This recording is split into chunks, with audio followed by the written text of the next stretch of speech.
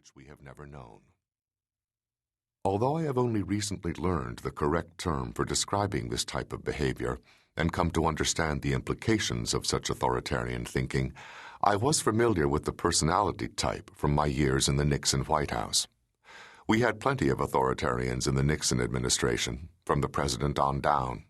In fact, authoritarian thinking was the principal force behind almost everything that went wrong with Nixon's presidency. I had had little contact with my former acquaintances or with their new authoritarian friends and associates until the early 1990s, when they decided to attack me and my wife in an effort to rewrite history at our expense. By then, I had left public life for a very comfortable and private existence in the world of business, but they forced me back into the public square to defend myself and my wife from their false charges. In returning, I discovered how contemptible and dangerous their brand of conservatism had become, and how low they were prepared to stoop for their cause. About 7 a.m. on Monday, May 6, 1991, I received a phone call that was both literally and figuratively a wake-up call, one that would dramatically change the political world as I thought I knew it. My last politics-related activity had been in 1982 when I wrote Lost Honor, a book about the consequences of Watergate during the decade that followed it. Since then, I had focused exclusively on my work in merger and acquisition ventures, and I no longer had any interest in partisan politics. In fact, I had done everything I could to lower my public profile and regain my privacy by refusing to give press interviews. I became a true nonpartisan, sometimes voting for Republicans and sometimes for Democrats, always determined to select the best candidates for the job. I paid little attention to Washington affairs other than major events. I did maintain my relationships with old friends in Washington, including some still active at the highest levels of government and several who worked for Reagan and Bush 1, but we seldom discussed politics too seriously. I discovered that I enjoyed life more outside of the political arena, and so I had no interest in returning to it.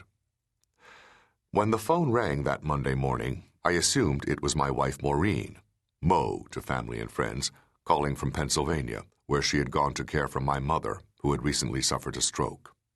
I was instead greeted by Mike Wallace of 60 Minutes and his producer Brian Ellis. Wallace quickly got to the reason for their call. "Have you heard about this new book about Bob Woodward?" he inquired, referring to the Washington Post's star reporter and best-selling author. "I'm talking about a book called Silent Coup, The Removal of a President, by Leonard Kolodny and Robert Getlin." I do not record telephone calls. I do make notes, and after the conversation, if appropriate, I reconstruct the call. Most of the conversations relating to Silent Coup were written up within 24 hours of the conversation. In reporting them, I have employed Bob Woodward's technique of converting them back to dialogue and the salient points.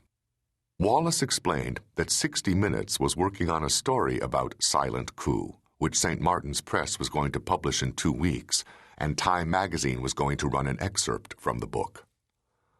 Wallace said the book dealt not only with Woodward, but also with you, sir, John Dean.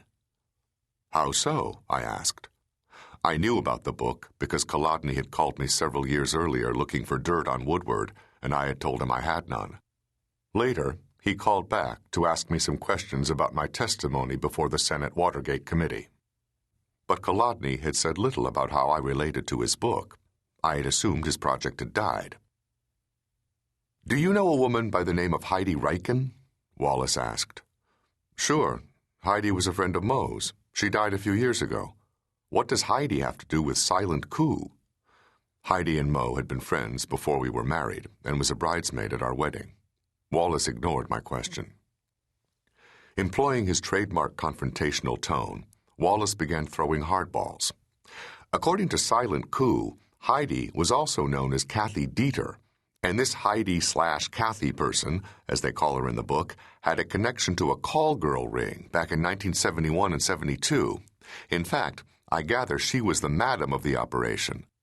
According to Silent Coup, this call girl ring had a connection with the Democratic National Committee at the Watergate. Apparently, the DNC was providing customers for the call girls. The book says that your wife was the roommate of Kathy Dieter, and she seemingly knew all about this activity. In fact, according to Silent Coup, this call girl operation was the reason for the break-ins at the Watergate. I was, understandably, stunned. I had never heard or seen anything that would even hint at Heidi being a call girl, and I could not imagine Moe's not telling me if she knew or had any such suspicion. And I knew for certain that neither Heidi nor Moe had anything whatsoever to do with Watergate. My thoughts raced as Wallace continued with his questioning. "Did you know an attorney in Washington by the name of Philip Mackin Bailey?" he asked.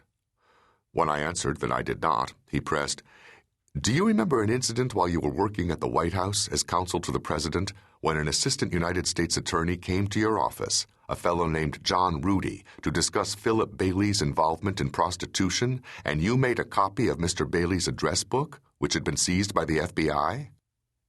I recall a couple of assistant United States attorneys coming to my office in connection with a newspaper story claiming that a lawyer or a secretary from the White House was allegedly connected with a call girl ring.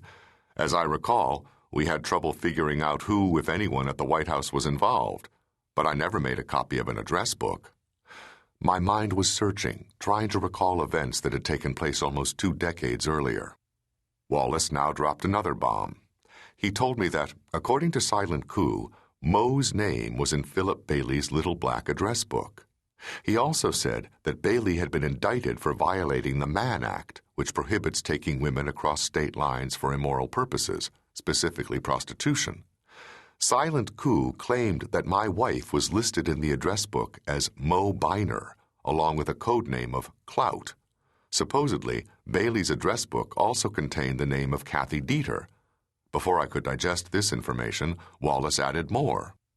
"According to Silent Coup, sir, you, John Dean, are the real mastermind of the Watergate break-ins, and you ordered these break-ins because you were apparently seeking sexual dirt on the Democrats, which you learned about from your then-girlfriend, now wife, Maureen." When I failed to respond because I was dumbfounded, Wallace asked, "Does this make sense to you?" "No, no sense at all. It's pure bullshit. How could I have ordered the Watergate break-ins and kept it secret for the last 20 years? "Fair question," Wallace responded. He explained that the book claimed that I arranged the break-ins through my secret relationship with former White House consultant E. Howard Hunt. Hunt, who, along with Gordon Liddy, had been convicted 2 decades earlier of plotting the Watergate break-ins. I recall meeting Hunt once in Chuck Colson's office. Hunt worked for Colson. I don't think I ever said anything more than hello to Howard Hunt in all my years at the White House. The only other time I have spoken to him was long after Watergate, when we gave a few college lectures together.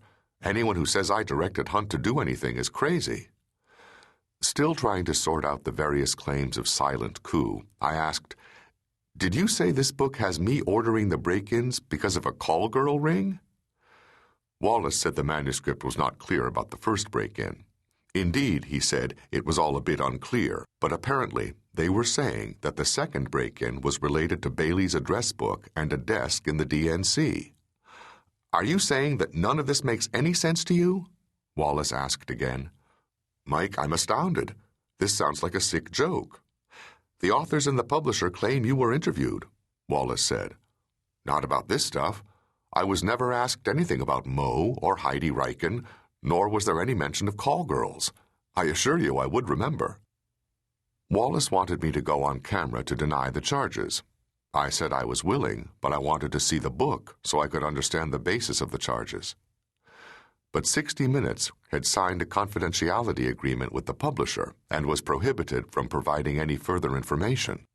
When the conversation with Wallace ended, I called Hayes Gorey, a senior correspondent for Time magazine, who had not only covered Watergate, but, working with Moe, had co-authored Moe, A Woman's View of Watergate.